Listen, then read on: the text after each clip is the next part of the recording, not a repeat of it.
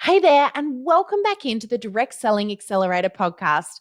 My name is Sam Hind, and today I've got the pleasure of introducing you to the gorgeous Emily Fidirikkos, independent Thermomix consultant.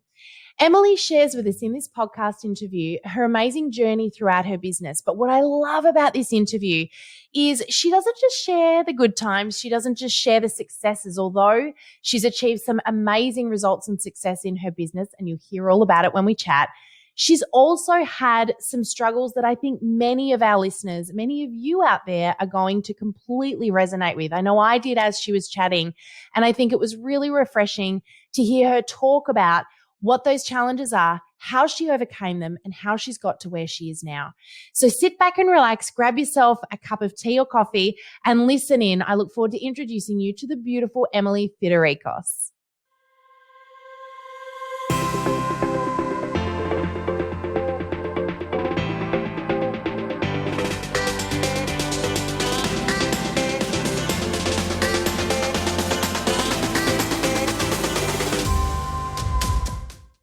Hey, everybody. Welcome back into the Direct Selling Accelerator podcast. My name is Sam Hind, and I am absolutely privileged to be able to introduce the beautiful Emily Fidirikkos, independent Thermomix consultant, to you all today. Hi, Emily. Thank you for joining us.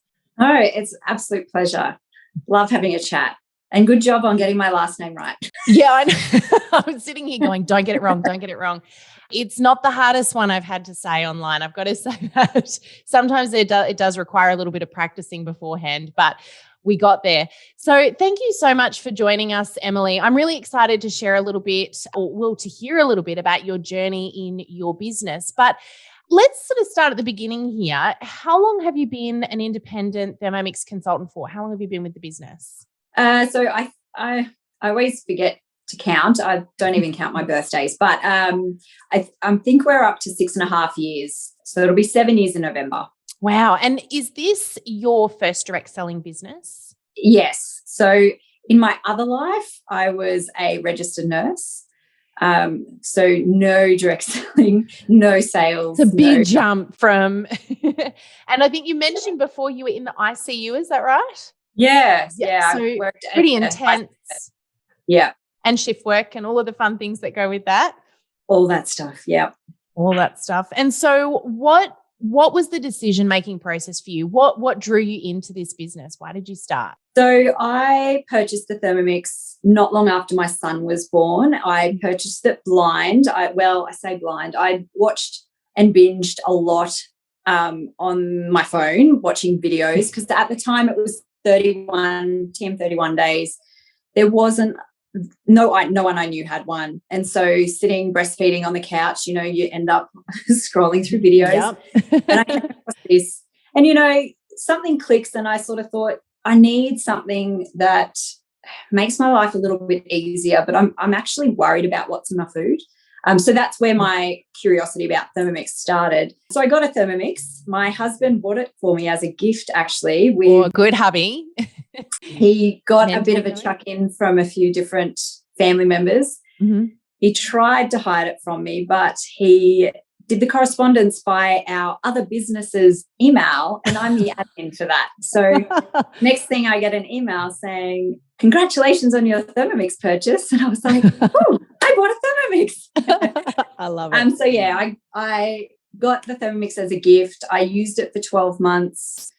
And then I saw a cooking experience just after the TM5 had been released. Mind you, I purchased my TM5 the day that they were available. I got in and I had bought one and I was waiting on it to come. And just something about being in that cooking experience and going, you know what, how awesome would this job be to just go and chat with people about food all the time. Yep. So that's what started it, and that's what made me decide to be a Thermomix consultant. So you were actually a customer for, was it around about a year or so before you? Yeah, about a year. Yeah. Okay. And so that transition, was that something that you chose to do sort of on your own, or did you have someone kind of in the background gently nudging you that whole time? No, look, I think what happened was I fell in love with my Thermomix, and during that 12 months, the consultant that I ended up buying my Thermomix through made quite a few sales off referrals from me. Yep. And so in the back of my head, when I'm going, you know what, I could totally do this, because they could have been my sales. I was selling Thermomixes without selling Thermomixes. Yep. So I think that was the jump over the line. I really didn't need to take on any more responsibility in my life. But, you know, you get these things in your head and you go, no, this is going to be awesome. It's going to be fun. It's going to be my time, but I'm still working, so I can legitimize it. And, yeah, that's where it sort of came from. And so how did that transition come about? Because you've gone full-time into the business now. How long have you been full-time into the business? How did that progression happen for you? So I was doing part-time 12-hour ICU nursing shifts. I started dabbling in Thermomix on the side, really just as a hobby. I also started studying clinical nutrition, a Bachelor of Clinical Nutrition at uni. And, you know, I've got an 8-year-old, so I was being a mum to a toddler at that point. And my husband and I own this concreting company that I'm the admin for. And so it's sort of just got never a dull moment in your world. Yes. My husband's always going, really? You're going to start doing this now? So I was doing all these things, and it got to the point where I wasn't loving my nursing job. You know, I love nursing, but I just wasn't working for me anymore. And I thought, okay, what can I do whilst I finish my clinical nutrition degree to bridge the gap? Because I can't just quit working. I'd get bored for one, but, you know, money's always a thing. So I thought, you know what, I'm just going to drop my hours right back at nursing, keep my registration just in case, and see where it takes me. And that was probably not until my business was quite established, even though it wasn't full time. I had a nice momentum going with it. So a couple of years into my Thermomix business was when I went, nah, let's do this. This will be my job. So now in that time, you were telling me earlier, and you know, we always have a lot of the fun chats at the very beginning, but you were telling me about your amazing achievements and where you're at now. So tell us a bit about your business now, because you've in 6 years, you've done some pretty amazing things. Yeah. And to me, it doesn't seem amazing in that I just work, right? I just do what I need to do. I make money. I do love to strive for goals, and cash and money is a big driver for me. But at the moment, I'm one of the top salespeople in Thermomix consultants in Australia.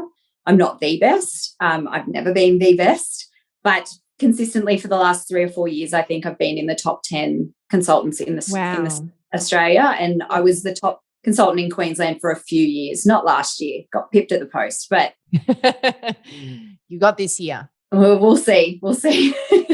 And so tell me a little bit about that transition for you. So when did your business really start to establish? When did you get your footing in the business and it took off for you?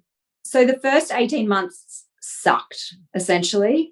I was no good at it, for one, and it's just really hard to get that momentum going when you're new. You need to chip away at it. It's hard when you start and you see consultants, especially like consultants that perform well, and you go, that's out of reach, you know? So 18 months, I nearly quit multiple times. Well, not quit. I just sort of had chats to my team leader and went, what am I doing? Like, this was just a waste of my time. But then probably into the 2-year mark, it started just to have its own momentum. So giving that really great customer service and continuing on, and then that's when the referrals start coming back effortlessly. And then into the 3rd, 4th, 5th, 6th year, that's where it's just, you know, the trajectory has just been upwards. Momentum takes over. So tell me a little bit about what the challenge was for you in that early 18 months. What was the biggest challenge? What was super hard for you? And I asked that question because I think there's lots of people listening right now that are probably in that boat and feeling those same struggles. So talk about the struggles that you were having.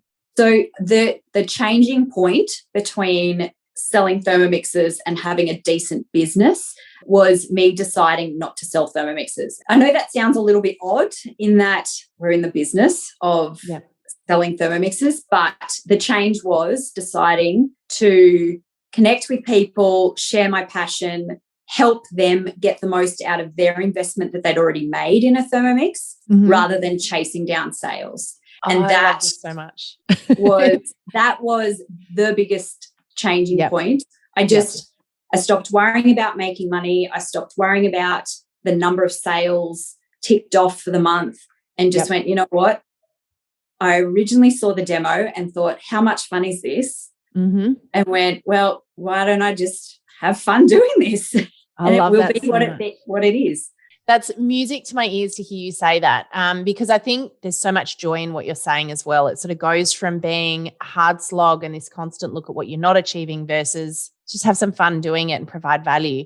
So it sounds like you went through a transition of learning how to connect with and provide value to your audience. Tell me a little bit about that journey and how you worked out how best to connect with them and provide that value in order to get those sales just naturally ticking over. Well, I think I found personally the demos that I really enjoyed were the ones where there was already owners there, because it became a conversation about the amazing investment they'd already made in their Thermomix and the amazing things that they could start then trying out that they may not have tried before. And the momentum of the conversation at those cooking experiences always meant that their friends would be like, I need in on this. Like, this is where I want to be. And so I've always, and I openly say that to my customers, I always am telling them that my job is to make sure they get the most from their Thermomix. My job isn't to sell Thermomixes. My job's to make sure that they're getting the best from their $2,200 and whatever it is, $69 worth of money they've spent on their Thermomix. And the reason being that it pays me off because they're better salespeople than me, because non-owners know I'm a salesperson. And so they automatically put up their blinkers, they walk in, you know, they sit there gingerly sort of waiting for the sales pitch on them. It's coming. And so that's, I've always openly said that, look, I'm going to give you the best customer service I can because I know you will pay me back by being an amazing Thermomix user and loving your Thermomix. I love that. That's so powerful. And this is what we call third-party validation. So it's when you're actually getting other people essentially to do the selling for you. And, you know, I love that you've seen the beauty in having other already existing customers at those cooking demonstrations. So I want to go off on a little tangent here for a sec. Yeah. I love my Thermomix, and I'm going to admit to something. I've actually got two. When we did the switch from the TM5 to the TM6, the newest one, Greg said, we'll have two. We'll have them both in the kitchen. I went, don't be ridiculous. We're not going to have two Thermomixes in the kitchen. You know what? Every night of the week, I swear both of those things are going around the clock. We've got one kid cooking on one and I'm cooking on the other, and they're just going, this is what happens though when you got 4 kids at home. But I did want to ask you, what is your showstopper, most impressive thing that you cook when people come over with your Thermomix? I'm keen to ask from an experienced Thermomix user, what's your showstopper dish? It's that really boring stuff. Like, I remember one day I had some people over and we decided we wanted sticky date pudding or something. And we needed baking powder. And I was like, I pulled the packet out and I looked in it and went, it's empty. And they were like, oh, that sucks. We won't be able to have cake. And I said, no, I can just make this. And they were mind blown that you can make baking powder. And I was like, yeah, I've got the ingredients. It's just bicarb and cream of tartar with a filler. So rice flour, arrowroot, like some sort of filler to blend it. And they were just like, oh my God. How many Thermomixes did you sell that day? So I will say that the one person important person that was there still doesn't own a Thermomix. Oh, really? Really? Yeah, well, you've always got, if that's going to be the most rewarding sale when you make that one, hopefully they're listening to this podcast, you're next. You will. And I know they want one. I think it's more just, juggling life. They won't regret it once they've done it. We all know that. Everyone who's listening right now goes, yeah, I've been there. No, you'll never regret it. Yeah. So it's just the simple things, really, that I think people opening their mind to how simple good food can be, that you don't need to be a master chef. That's the stuff that impresses people. And I go, yeah. like you see those videos of them going, yeah, I'm cooking my Thermomix while lying on the beach. Yeah. Yeah, it's running in the background. It's So just it's going. it's simplicity that for Yeah. my circle that they go, really? Did you make that? Yeah, it's easy. Believe me. Yeah. I've got to say, it's one of those things that's been a real blessing in my world. And we're not here to sell Thermomixes, by the way, guys. But I've just got to say, I'm a multitasker. I know if Keith Abraham or anyone else is listening right now, they're going to be going, multitasking is not the most ideal way of being productive. But I do a million things at once. You got a kid in the bath, you got another kid with homework, you've got stuff on the stove. And I love cooking, but I burn things. And so I love that it just turns itself off. It stops. I can walk away and soap up one kid's hair while doing something over here and have a shower in the meantime, and it still goes. So that's been a huge blessing for us. And we've actually been able to help our kids with their reading by them following the recipes, which is, who even thought that was going to be a thing. But, our kids will go along, and I'll tell you a funny story, actually, so totally off the track here. But one of my kids, actually my eldest, he would have been probably 10 or 11 at the time,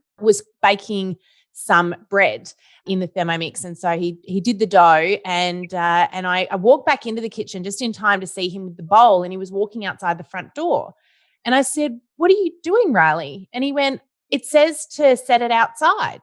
And I said, "Show me." And it's, set the dough aside for 20 minutes, aside for 20 minutes. And here he is walking out the front door to put it by the letterbox as he comes back in to continue on with the rest of the recipe. So it taught our kids to read. Yeah. And I think with any direct sales, what I've picked up from what you're saying and your love of the Thermomix is what the Thermomix has allowed you to achieve. So I guess it doesn't matter what you're trying to help people with in direct sales, as in what product you're trying to pass on. It's all about listening and going, I can see the value in it for you because it's giving you your time back, and you can sit there and read and do homework with your kids when really one or the other would normally have to give. So you'd either have to sacrifice decent food or you'd have to sacrifice that time. Yeah, absolutely. And so it's really important to listen and hear that sort of thing and go, how great would it be for you if you had that extra time? Listening is super powerful, I know too. We actually did a podcast interview with Oscar Trimboli. I don't know if you're familiar with Oscar, but he's a deep listening expert. And, and one of the most powerful things that we can do in our business is exactly that, listening to what people are saying. And I think that's where you learn how to do what you figured out at that 18-month mark, that how do I build the relationship? How do I provide the value? How do I make that connection with people? Because if you're not listening and understanding what actually matters to them, that becomes super hard to do. Yeah. So tell me something. I'm really curious to know, have you identified in your business a particular target customer that you work with? They're a lot like me, as in, got families, got other stuff going on, whether or not it's work or study. I think in the universe, like attracts like. And so generally speaking, that's where my stuff is aimed towards. Those mums who want to cook decent food, don't necessarily know what healthy is, but just want, good food without being a master chef. And have you always been specifically working towards helping that particular person, or did that take you a little while to identify, this is who I'm working with and this is what this person looks like?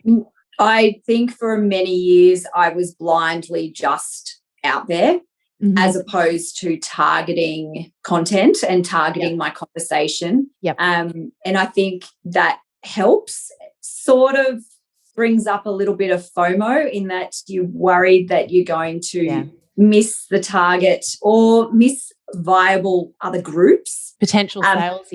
But you can't attract everyone. Everyone resonates with different things.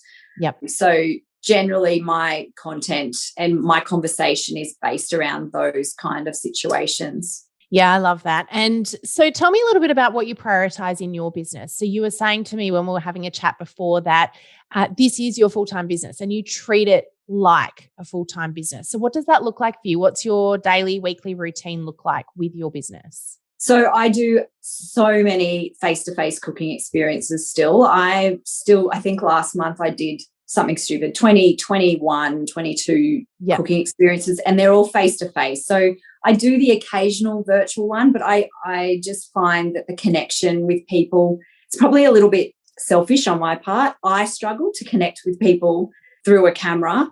Yeah. And because it's not easy. Yeah. Because my cooking experiences are based around that customer service and that providing value for them, I find face-to-face, and my customers say it too, like I do always give the option face-to-face or virtual, and they'll only do virtual if they've got people interstate that want to tune in. So I do, that's my weekends usually. So I might have dropped the shift work, but I still work weekends. At least it's not through the night.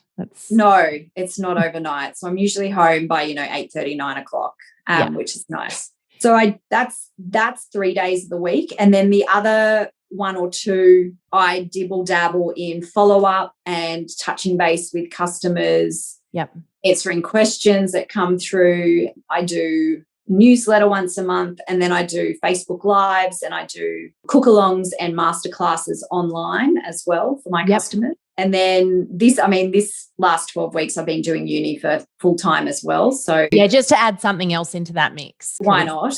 I'm nearly done. Oh my goodness, 6 years. You wouldn't want to get bored, would you, Emily?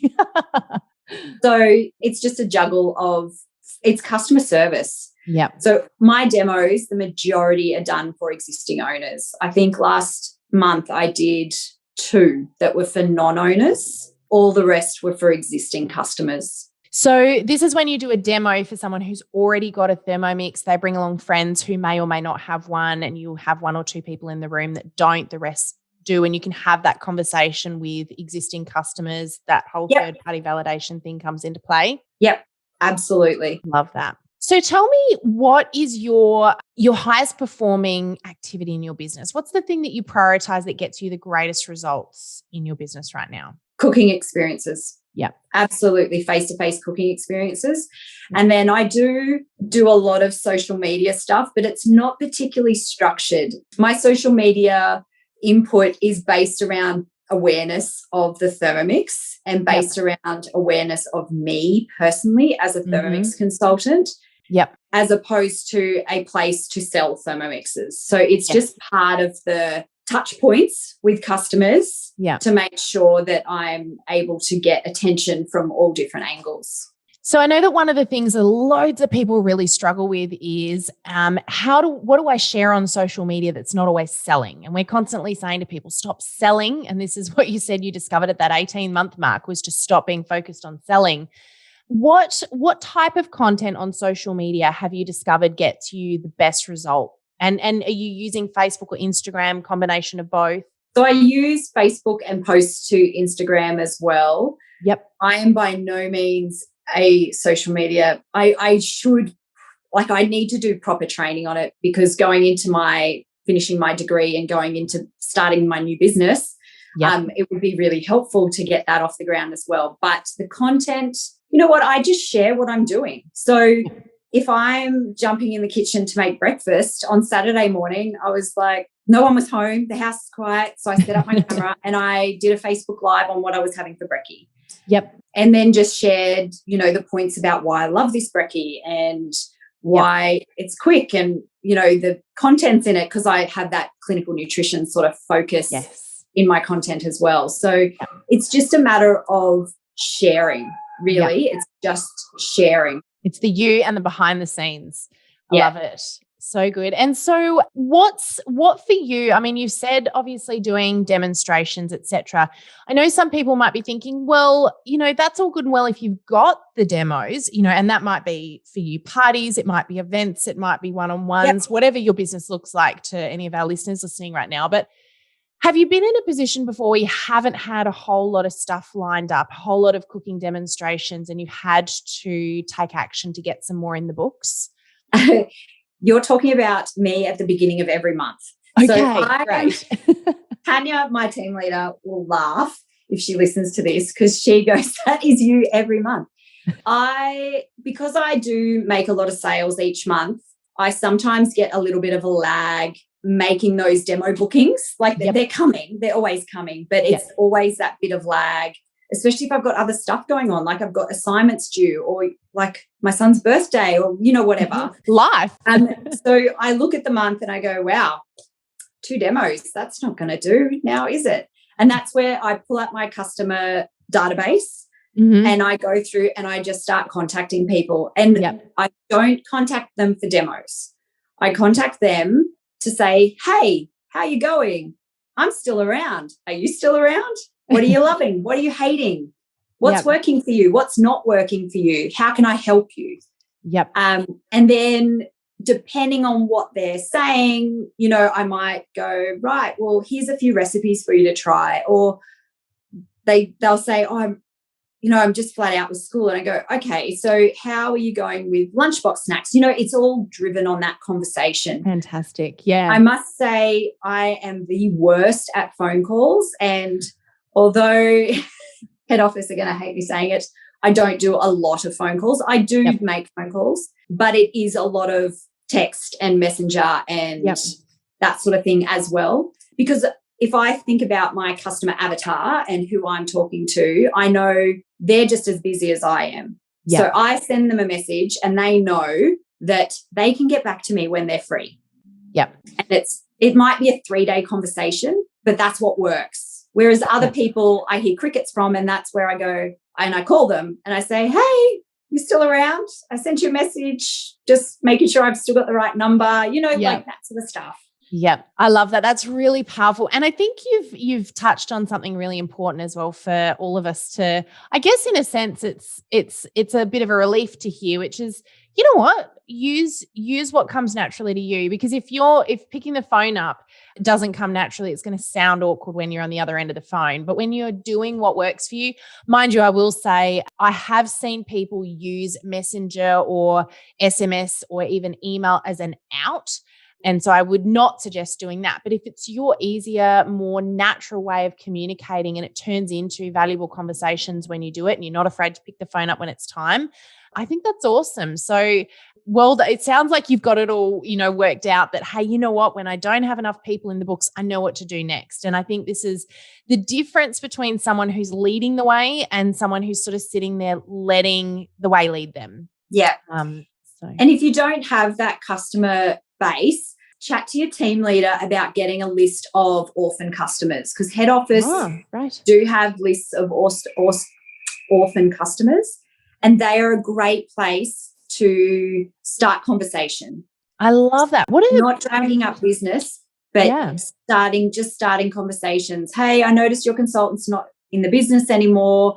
I'm local to you now. Is there anything you'd like help with? How are you going with your machine? Are you using it? Is it collecting dust? All that sort of stuff. Oh, I love that. There's a piece of gold right there. And I think even if you're not with Thermomix guys, this is the same for any MLM, network marketing, party plan business. You'll all have customers that no longer have a consultant or someone looking after them. So yeah, I reckon it'll be music to the ears of anyone's head office to hear, hey, I want to be able to look after some more people. How can I get in and help some people out here? Fantastic. And as long as you start that conversation with them from a place of service rather than from a place of trying to chase them down.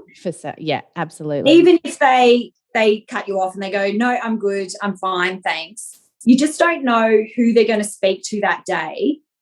And then they're going to go, oh, I know someone who can help you. Because you're front of mind. And I think that's where my customer service sort of does well, is that because I am providing people with contact from all those different angles, the second they're talking to someone who goes, oh, I'm just so busy and I can't, we're just eating junk food, they go, I know someone who can help you, and here's their number. Or they get in touch with me and they go, you need to call this person and see where they're at. I love that. So tell me, we've sort of looked at what has been working in your business, and we've just been through, we're not going to go down the COVID rabbit warren, but we've just had a year that required all of us to make a lot of changes in the business.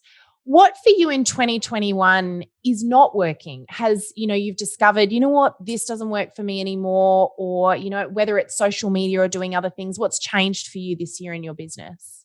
I think for me, I just have to be really smart with my time. I think I'm not the only one that, juggles a million billion things at once. We all, as mums and people who want to achieve, do those silly things to ourselves. But it's just about prioritizing. And I think at a point back when I wasn't so busy, I would happily do demos for people and have all owners there. And, I'd show up and they go, oh, I've only got one friend coming. Or they'd message me in the morning and go, I've only got one friend coming. And I'd sort of think, oh, well, I'm already packed, whatever, I'll just do it. Whereas now I will openly say, you know what, let's reschedule. So nothing nasty, but I'll lead by saying, okay, we're going to go postpone then. So I think really being hard on what is a valuable use of my time has really made a massive difference. Yep. Rather than just being nice all the time. And that's really powerful. I think time management is one of those things that takes a while to get the hang of, especially in this industry, because it's not standard business hours, right? As you've just sort of described, you're working sometimes nights, sometimes weekends. You've got the flexibility, but with that also comes the challenge of how do I manage that time? So what methods do you use to manage your time so you don't end up going down that social media rabbit warren or, get caught up doing something that's unproductive? Do you have some strategies in place to manage your time each week so that you are being as productive as you can in the hours that you've got? Yeah, I'm the worst for answering phone calls at dinner time. But I must say that I openly tell customers to call me at dinner time when they're cooking dinner if they've got a question. Okay. It doesn't happen a lot, but it's usually that 5-second phone call of, the new owners that go, it's telling me to do this and I don't get it. And I'll go, no, you're doing the right thing. Trust it. It'll be okay. And it's a 2-second, helping out, 5-second phone call, all good. Yep. So that's one thing that I probably shouldn't do, but I really think it's valuable to my customers. So I do that. The other thing I've worked out is that I schedule my emails. So I never send emails, even though I might be up at 11 o'clock sending emails. I schedule them for an hour that is business hours, because when people get them, they go and they know that I do this as a business. There is a structure around that. Yep. And so I try really hard not to reply directly to emails at ungodly hours when I am up doing things. Yep. And I turn off notifications for all those things when I'm doing assignments or I don't want to be annoyed. So I do have some boundaries in there. They are quite relaxed but the way I see it too is when I'm busy, I'm busy. There are times in the year when sales drop off, and that's just the ebbs and flows of how everyone works. And so when it's quiet, I lap it up and I enjoy it. And I go, you know what, I'm going to have a great month this month because I'm quiet. And then November comes, October comes, and I go, right, sorry, family, you know what it's like. I'm not going to be home this month. But it is what it is, just as long as you take the ease as well as taking the busyness. Awesome.